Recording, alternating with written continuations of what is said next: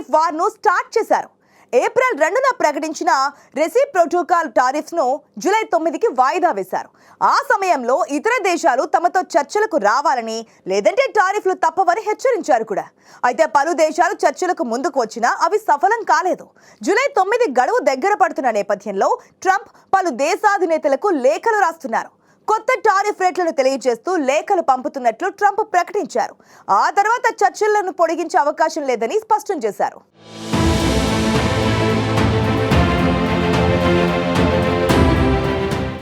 America అధ్యక్షుడిగా Trump రెండోసారి పదవీ చేపట్టిన తర్వాత తన పాలనలో అనేక మార్పులు తీసుకువచ్చారు. వందల కొద్దీ ఎగ్జిక్యూటివ్ ఆర్డర్లపై సంతకాలు చేశారు. అమెరికా వాణిజ్య లోటును తగ్గించడం, స్థానిక తయారీని ప్రోత్సహించడం కోసం టారిఫ్లను బూచిగా చూపిస్తున్నారు. ఏప్రిల్ 2న ట్రంప్ లిబరేషన్ డేగా ప్రకటించారు. అదే రోజున అంతర్జాతీయ ఎమర్జెన్సీ ఎకనామిక్ పవర్స్ యాక్ట్ ఆధారంగా అమెరికాకు దిగుమతి అయ్యే దాదాపు అన్ని వస్తువులపై 10% బేస్ లైన్ సుంకాన్ని విధించారు. 57 దేశాలపై 11 నుంచి 50% వరకు ప్రతీకార సుంకాలను ప్రకటించారు. ఇందులో చైనాపై 145%, జపాన్పై 24%, ఇజ్రాయెల్పై 17%, భారత్పై 26% టారిఫ్లు విధిస్తున్నట్లు ప్రకటించారు.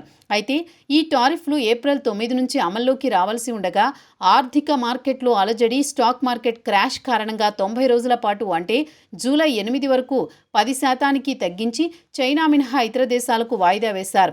చైనాపై మాత్రం 125% టారిఫ్లను విధించారు. దీనికి చైనా 84% ప్రతీకార టారిఫ్లు విధించింది.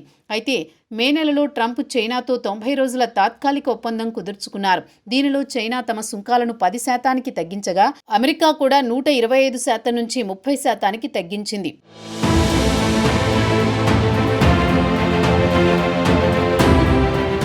అయితే జూలై 9 గడువు సమీపిస్తున్న నేపథ్యంలో ట్రంప్ ఈ వాయిదాను పొడిగించే ఆలోచన లేదని జూలై 4 నుంచి వివిధ దేశాలకు కొత్త టారిఫ్ రేట్లను తెలియజేస్తూ లేఖలు పంపనున్నట్లు ప్రకటించారు.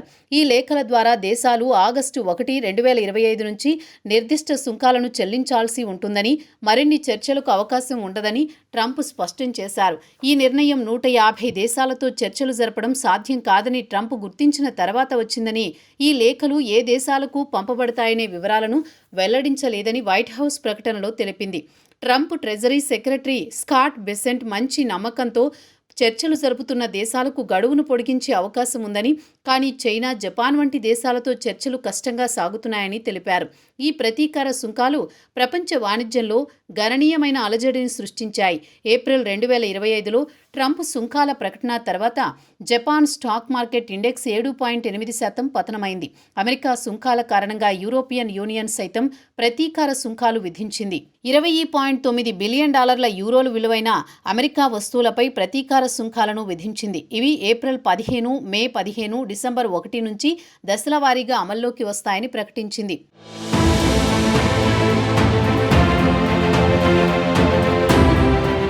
కెనడా $125 బిలియన్ విలువైన అమెరికా వస్తువులపై 25% సుంకాలను విధించింది. భారతదేశం జూన్ 23, 2025న వాషింగ్టన్తో చర్చలు జరిపి జూలై 1న ట్రంప్ భారత్తో ఒప్పందం దగ్గరకు వచ్చినట్లు ప్రకటించింది.